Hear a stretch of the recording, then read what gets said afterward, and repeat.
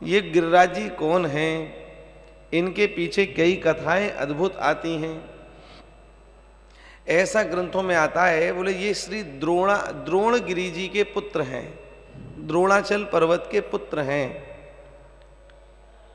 पुलस्त ऋषि एक बार आकाश मार्ग से जा रहे थे, तो द्रोणगिरि पर्वत के ऊपर से उड़ रहे थे।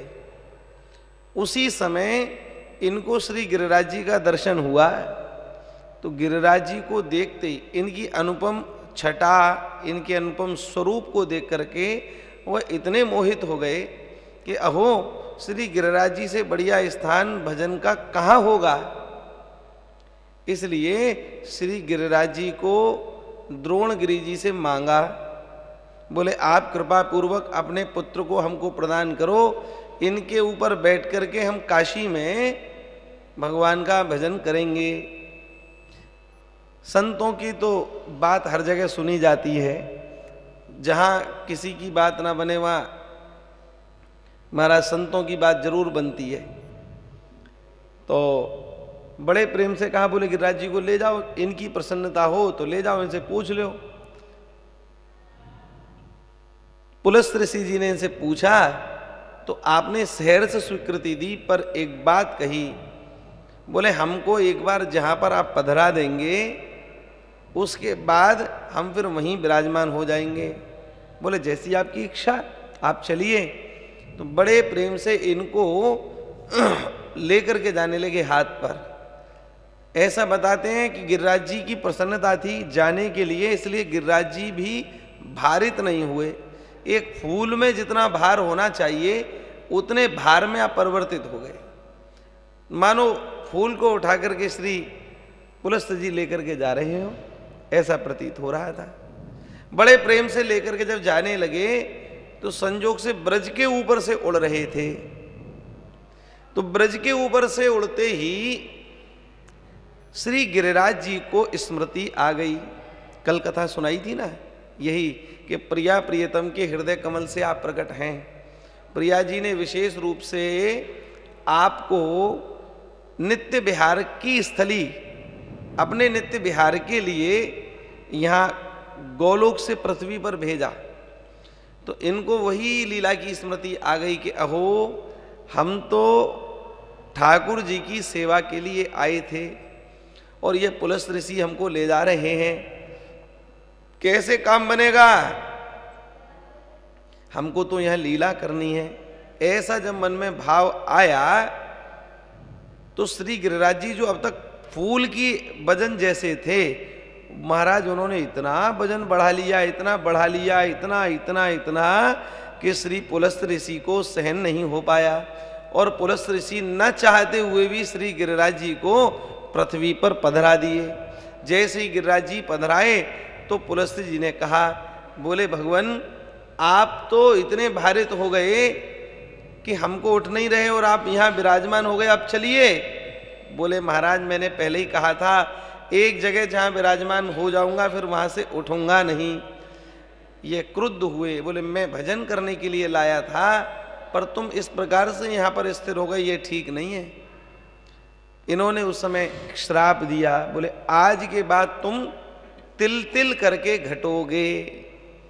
ये श्राप इसलिए दिया क्योंकि कलिकाल के कुचक्र को जानते हैं और पंडित जी सब ठाकुर जी की करी कराई लीला है। करी गोपाल की होई जो अपनो पुरुषारथ माने अति झूठो है सोई। साधन मंत्र तंत्र उद्यम सब कछु डारो खोई। जो कछु लिख राखी नंद नंदन मैट सके नहीं कोई। कोई नहीं मैट सकता, करी गोपाल की सब होई। सब श्री ठाकुर जी की लीला है, जो वह चाहते हैं वह कराते हैं। महाराज जी लीला का विस्तार करना था, गिरिराज जी वहां विराजमान हो गए। विराजमान हुए उसके बाद में त्रेता युग आया। त्रेता युग में ऐसी कथा आती है कि बड़े प्रेम से त्रेता युग में बानर भालू समुद्र पर जब पुल बना रहे थे, सेतु बांध रहे थे, तो जहां तहां से पत्थरों को एकत्रित कर रहे थे। सुनिए ना कथा। तो पत्थरों को एकत्रित करने में कुछ वानरों को, ये हनुमान जी को विशेष रूप से दिखे, बोले गिरिराज जी इतने लंबे चौड़े हैं तो बहुत दूरी तक ये पुल सेतु निर्माण में कार्य आवेंगे। तो उन्होंने इनको उठाया। जैसे उठा करके चलने ही वाले थे कि सूचना प्राप्त हुई, बोले पुल का निर्माण पूर्ण हो गया, जिसके पास जो भी पत्थर हैं जैसे पहाड़ हैं वो वहीं पर विराजमान कर दो। भाई बानर भालू तो लाइन से लगा करके थे, एक ने दूसरे से गई, दूसरे तीसरे, तीसरे ने चौथे से, तो सब जगह बात फैल गई। बोले महाराज जी जिसके पास में जो भी है वो वहीं छोड़ दो। वही हुआ, गिरिराज जी को हनुमान जी ने वहीं विराजमान कर दिया।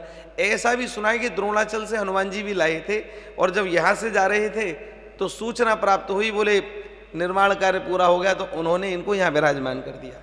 ऐसी भी कथा आती है पंडित जी।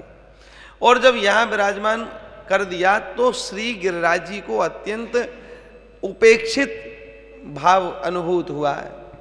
बोले हम तो श्री ठाकुर जी के चरणों की सेवा के लिए जा रहे थे, वहाँ जाते समुद्र में तो श्री राम जी अपने चरणारविंद से हमारे ऊपर कृपा करते, चल करके जाते हमारे ऊपर, तमाम बानर सेना जाती और हम भगवान की सेवा में सहायक बनते। लेकिन अहो हम भगवान की सेवा में सहायक नहीं बन पाए, तो इस बात का बड़ा कष्ट श्री गिरिराज जी के मन में हुआ है। इन्होंने अपनी बात, अपना दुखड़ा श्री ठाकुर जी के, राम जी के आगे कहा, तो राम जी ने मुस्कुरा करके कहा चिंता मत करो गिरिराज जी, अभी तो आप मेरी चरण सेवा के लिए प्रयासरत थे, पर अगले जन्म में, अगले अवतार में मैं श्री कृष्ण बनूंगा और श्री कृष्ण का रूप धारण करके आपको अपनी कनिष्ठ उंगली पर उठा करके आपका मान बढ़ाऊंगा, अपना निज स्वरूप आपको प्रदान करूंगा। जब ये बात कही तो श्री गिरिराज जी आनंदित हो गए। और वही हुआ, कृष्णावतार में आकर के महाराज श्री ठाकुर जी ने क्या किया, इनको इंद्र की पूजा मेट गोवर्धन पुजवायो है? इन्होंने इंद्र की पूजा कितने कितने समय से होती आ रही थी, पर उस इंद्र की पूजा को मेट करके श्री गिरिराज जी की पूजा को करवाया है, क्योंकि पहले ही वायदा कर चुके थे, वो वायदा पूरा किया। ऐसे श्री ठाकुर जी हैं। और महाराज जी जब इनका मान बढ़ाया तो ऐसा मान बढ़ा कि घटना हुई द्वापर युग में, और ये समय कलयुग। आज भी महाराज हमारे यहाँ रसिक जन गाते हैं, शिखर के ऊपर नाचे मोर और संत जन पड़े रहे चहुं ओर, कृष्ण को ध्यान धरे उठ भोर, हैं करें ये सब ब्रज की रखवारी है, गोवर्धन महाराज बोलो छटा तेरी तीन लोक ते न्यारी है, गोवर्धन